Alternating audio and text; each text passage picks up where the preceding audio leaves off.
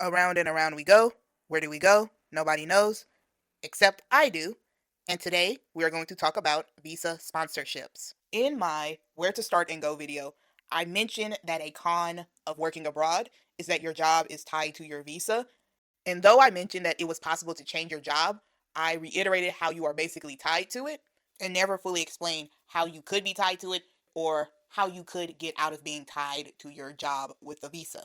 So, to not spread misinformation and to educate those who don't know, I'm making a separate video about visa sponsorships. Let's begin. So, the visa process has a lot of paperwork, but for this video, I'm only going to focus on three materials: your visa, which is the government's permission for you to go and do what you need to do in the country; a visa sponsor, which is either a person or entity that is willing to be responsible for you while you are abroad; and then you have a financial sponsor, which could be domestic or abroad, that is willing to be financially responsible for you. That means cover your expenses, being able to fund your life while you're in another country. Without a financial and a visa sponsor, you will not be able to get a visa. And when you work abroad, typically the visa sponsor and your financial sponsor can be one in the same. Now, with that little bit of information at hand, the question is, are you tied to your job? And the answer is yes and no. Allow me to elaborate. No, you aren't tied to the job. Once you get a visa to come into the country, the visa is valid as long as you fulfill all of the requirements of the visa. So, if you are able to find another visa sponsor after your job ends, or if you are terminated from your position, and you're able to do it in the appropriate amount of time, you are still allowed to have a visa and can apply for a visa renewal. The visa is what the government gives you. Your company does not control whether or not you will have the visa. Once the government gives you your visa, they have legally said you are allowed to work in this area, not necessarily at that job. Okay. Now, the flip side is, yes, you are tied to your job, or should I say, you probably are loosely chained to it. In the way of your job being your visa sponsor, you are going to need another visa sponsor to replace your job. If you are not able to get an alternative visa sponsor, it could result in your visa getting revoked and or unable to be renewed. So once it's expired, you might be out of luck. And these type of requirements are also required for the student visa.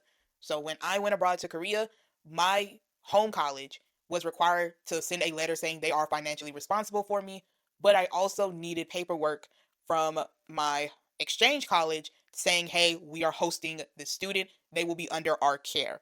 If you are a student and you're trying to switch to another college, it might be more difficult for you because you have to make sure you fulfilled all the requirements to even do the transfer, and that whatever school that you go to is also one that can give you a visa sponsorship. If you leave your college that can give you one and you try to go to a language school that cannot, your visa could be revoked as well, and or it can be easily, it has the possibility of being terminated easily because you're not with a sponsored entity. And that might lead to your next question: can you abandon ship if you don't like your school or if you don't like your job? And the answer is probably.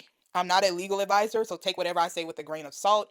Go talk either to your home college if you have one, or you should go to immigration and talk to them directly to see if it is possible. Whether you are or not, when you make the transition, if you wanted to, you would have to notify immigration within a certain amount of time. Some might give you a week once you leave. Some might give you the deadline within 2 weeks. You have to notify immigration that you either left the school and or your job. The one thing that you probably don't want to happen is to have immigration learn about it through means that aren't voluntary. Your job or school sending a letter to immigration mentioning that they are revoking their visa sponsorship or terminating their visa sponsorship with you due to you no longer being a worker or a student at the said location. So step number one, go to immigration, see if you can. Step number two, if you can, make your exit plan. Step number three, once you made your exit plan and you decided to turn in your resignation, you must notify immigration within that certain time frame. Immigration will let you know what options that you have and what's possible for you. Students are a little bit trickier, but I would say just be upfront about it. Certain people feel like it's being with a school, you are heavier tied, or you're more tied than you are with a job. Typically, with a job, if you could find one that's in the same field, all you have to do is notify immigration and they will update it in your paperwork and you're good to go. Students, because you need to have a education facility to back you up, they're going to need more documentation and I guess maybe a renewal of your financial sponsor if it was a separate entity than the college that you were at. However, immigration has the final say. Immigration might give you a deadline to get a new job, maybe even get a new school. They might instantly terminate you, or they can give you an extension to go maybe look for different opportunities so that way you can change your visa status. So, for workers, if you are going into a new field that is not on your visa, you are going to have a visa change. So, you will have to go through immigration to get that visa change. If not, and you're just staying within your field, typically you'll need a certification of employment and your labor contract just so they can confirm that everything is legit. And they might need all of your other paperwork, such as your resignation letter. I don't know, I haven't went through it yet. So let's say that once you leave your job or your school, that you don't have anything lined up. You know, as much as you were trying to plan, it didn't fall through. So once you put in your resignation or once you told them that you're transferring colleges and it's like, hey, it didn't happen, what do I do? You should go to immigration and ask if they can give you a 90-day extension, which means you'll still be under as a student or worker visa, whichever one you were at, and you'll be allowed to search for more options. Now, for students, I don't know because the way that it works when I was in the US dealing with immigration status, because I used to do I-20s, was that once you were no longer a student and you didn't really get into another education facility, you could get your visa revoked or it would just terminate. So most of the students, when it came down to their visas, when it came down to the I-20 typically has a longer date than the term, which allows them to kind of pack everything up, settle everything, maybe get all their last documentation in.